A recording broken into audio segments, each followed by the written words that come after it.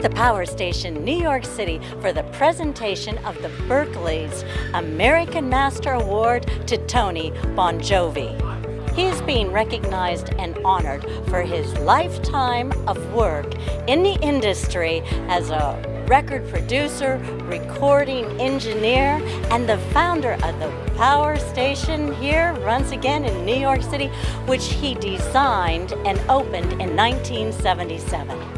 Tony Bonjovi began his career in the late 1960s at age 17 as an engineer and producer at the legendary Motown Studios in Detroit, Michigan. Bonjovi used his record royalties to purchase an old Con Ed station from the city of New York and designed and built the award-winning Power Station Studios. The studio became a huge success due to Bonjovi's legendary acoustical design, providing rooms designed specifically for multi-track recording, boasting a live sound.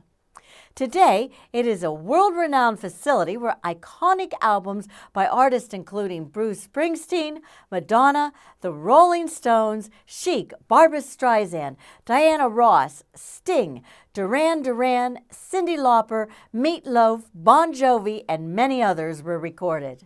With us is Stephen Weber. Now, today, tell us about this event, and we hear that it is all because of you. You're the hero tonight. well, Berklee is the hero. Berklee and Tony Bonjovi.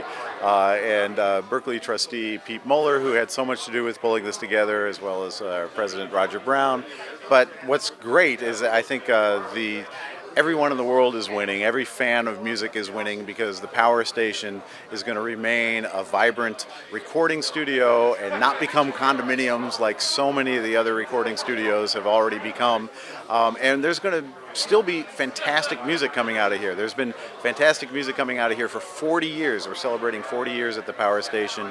And so for the next 40 years, hit records will still be coming out of here, as well as who knows what else, virtual reality, augmented reality, video, YouTube. You know, we're going to try and just keep the place as relevant as it can possibly be, because this is just where it all happens. And what differentiates this studio from others? You know, I think part of it really is the design that Tony brought to this. You know, there's no other studio that sounds like this. There's no other studio that looks like this. The way that instruments sound in this place is totally different than any other place. Musicians love playing at the Power Station because their instruments sound great, they can hear themselves. And also now it's become such an iconic look. There's so many studios around the world that have mimicked the look of the Power Station, but this is really the original one. And Studio A, I think, is still the most beautiful studio in the whole world. Just tell some of the names. Let's drop a few names of who's recorded here. Oh my gosh, well, you know, Nile Rodgers is going to be here tonight. You know, he produced Madonna's Like a Virgin here. He produced David Bowie's Let's Dance here. He produced his own band, which is called Chic, and they had all sorts of hits. Bruce Springsteen's Born in the USA was recorded here, as well as The River. Cyndi Lauper's True Colors was recorded here. Just a couple years ago, Tony Bennett and Lady Gaga did their duet record here. The cast albums for almost all the major Broadway shows in the last 20, 30, 40 years have been done here, including Hamilton and The Book of Mormon, and the list just goes on and on. And you know, for the real estate here in New York City, it is a challenge every day to keep something alive. Such a challenge, you know, but at Berklee College of Music, our mission is to nurture the world's most promising musicians. And we figure what better way to nurture the most promising musicians in the world than to preserve this space that has given us so much music and to make sure that it's here for future generations. Well, with us, the great Tony Bonjovi. Now, you opened. Now, first of all, let's start with this award, the American Master Award. Tell me your thoughts on it. Well, I'm flattered and honored that a prestigious university like the Berklee College of Music is giving this to me in recognition for kind of my lifetime achievements and all that I did to design these studios. Power Station became the #1 studio in New York, in the U.S., and worldwide. And Berklee is taking over, and they're not going to change anything in the rooms because I did it right the first time. And tell me a little bit about your humble beginnings. My career began in 1966, and it started with my introduction to Motown in Detroit. What I did when I was in high school, I was 17, and I was able to figure out one of the things that they did to create the sound on those records. And then ultimately, through talking to several people, the chief engineer took me out to Detroit when I was still in high school, and I got to see exactly what it was like to be in a studio. And then from there, I started to work back and forth between Motown, and that started my career up. And everybody in New York City wanted to hire me because I knew what they were doing, and most of the other record companies and studios could find the writers and the singers, but how to get that sound they didn't know, and that's what skyrocketed my career. That launched me. And just tell me a little bit about building this and the design. Well, the building itself was in Mayor Koch's rehabilitation program. It was originally a Con Edison power station, and Luron TV bought the building and put film stages in here. And then they went out of business, and I was able to procure the building from the city of New York. And I had to audition for New York City, in front of 4 people, to make sure that, if we do a deal with you on this building, are you going to be sure it works? And I said, well, I think I can. And that's how it started. I had all this magnificent space, and I was able to design the perfect studio. This is the first time a multi-track studio had ever been designed from the ground up. And there are a lot of innovative features that I incorporate in here. And it was a big risk because after I finished all this, if it didn't work, that would have been it for me. I would have run out of money and everything. So I had to get it right the first time. And I did. And here it is, still standing the way I started it. But that's the history of how this started. I worked in other studios, and I produced some hit records. And the money from the hit records is what I used to purchase the building and build the studios in here. And what's next? Well, what's next is I have a company called Bonjovi Acoustics, and I have a patent on a signal processing technology that we incorporate in consumer electronics, automotive, medical, and aviation. And so we're in the process of developing that and licensing that. But I'm still producing. I have 2 movies I'm working on. I'm music supervisor and surround sound consultant on one. It's a horror movie called The Music Room. And another one is loosely based on Danny and the Juniors at the Hop. It's a period piece for that. So I'm still and I just finished recording a girl out of St. Louis. And we're getting ready to do something with her. So I'm still active in all aspects of production.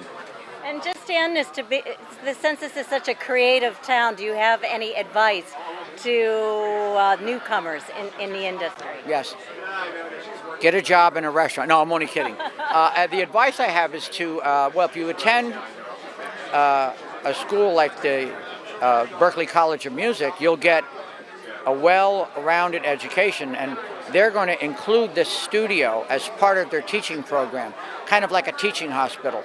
And no other college has a studio the caliber or the success of Power Station.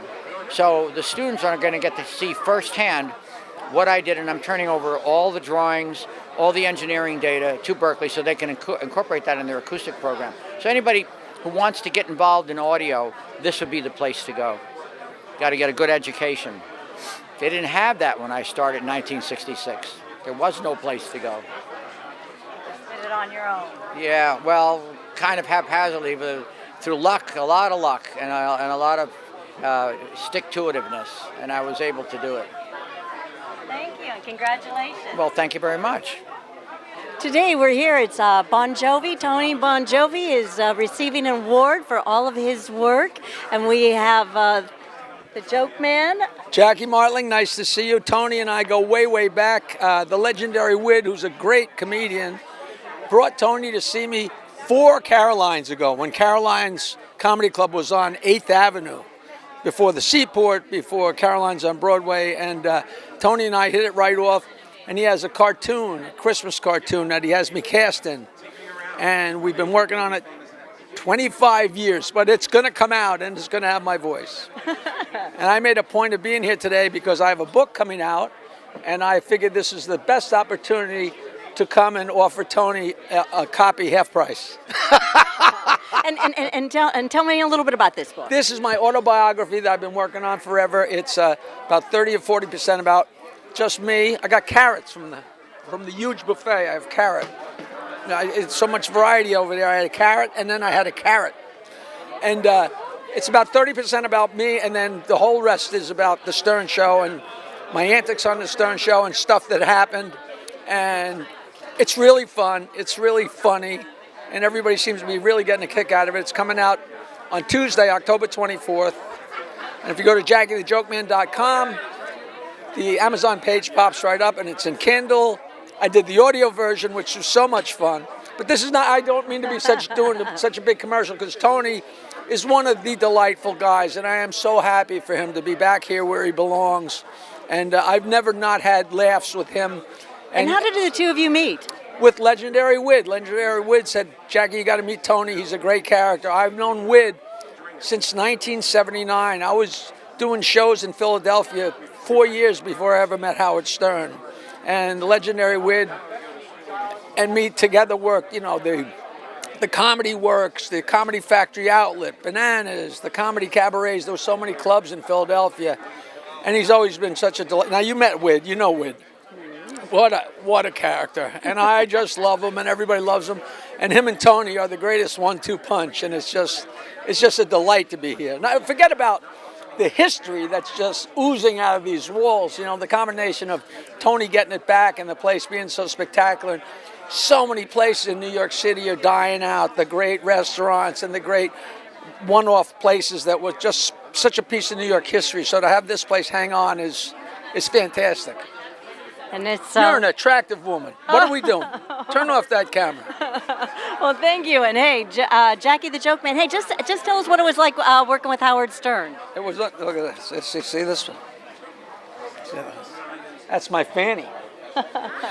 It was so much fun. I was the head writer for 15 years, and when we syndicated to Philadelphia and Washington to see if it would work in 1986, and we went to Pluto.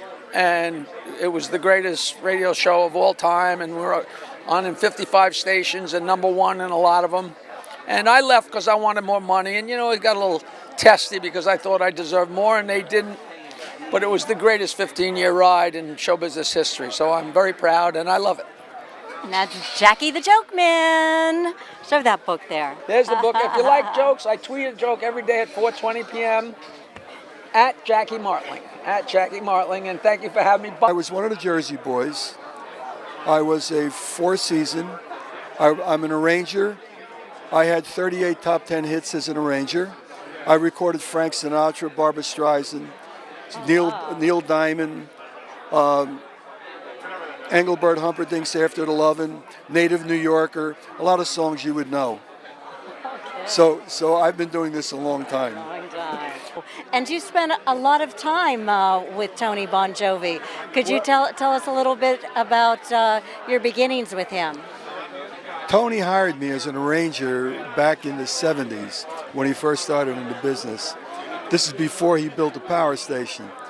I was a young arranger back then, making records. I'd made the Four Seasons records and Sweet Caroline and a whole bunch of hit records. And Tony called me to do a project with him, and I met him. That was the first time I met him. Then I moved to California, and I didn't see him for many years.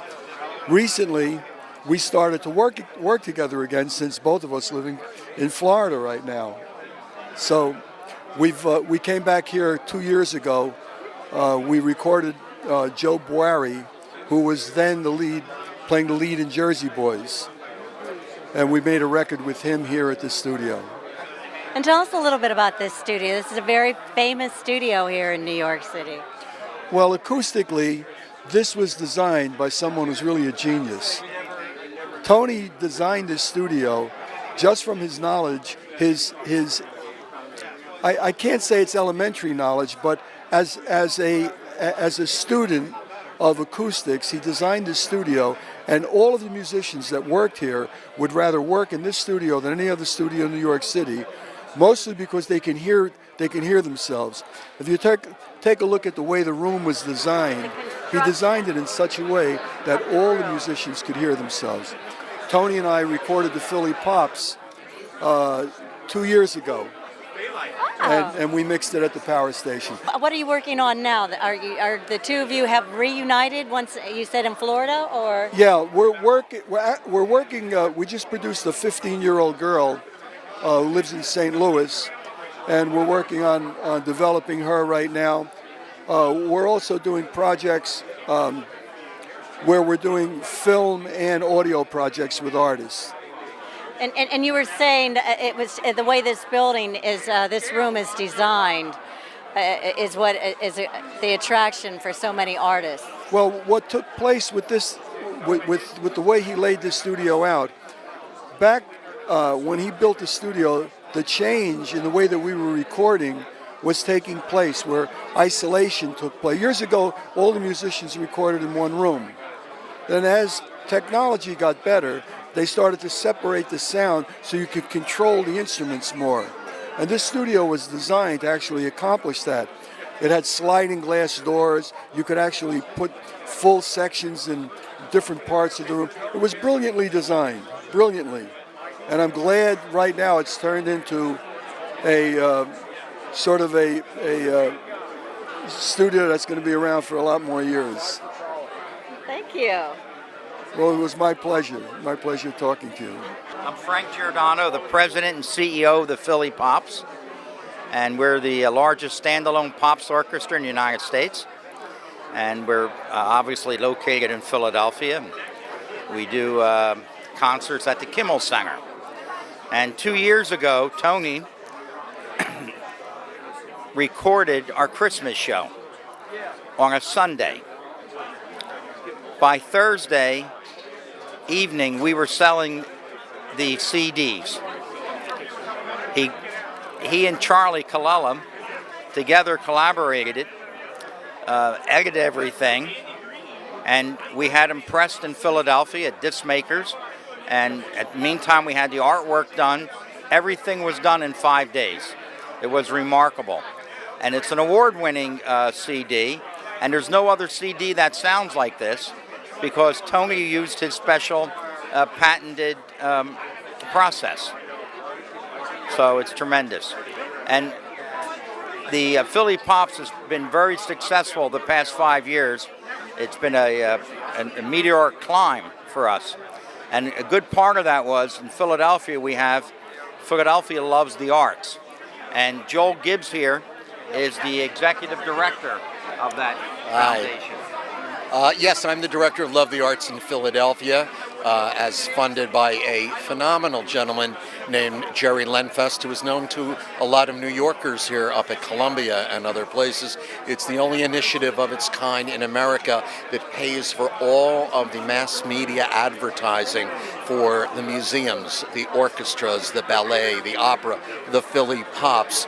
My connection to Tony Bonjovi is that I'm standing in Studio A as a gigantic fan. My head, you might be able to tell, is exploding right now, just breathing in all the ghosts and the history and all of the important music that has just made up the landscape of my life and everybody else's. And I'm thrilled to be here.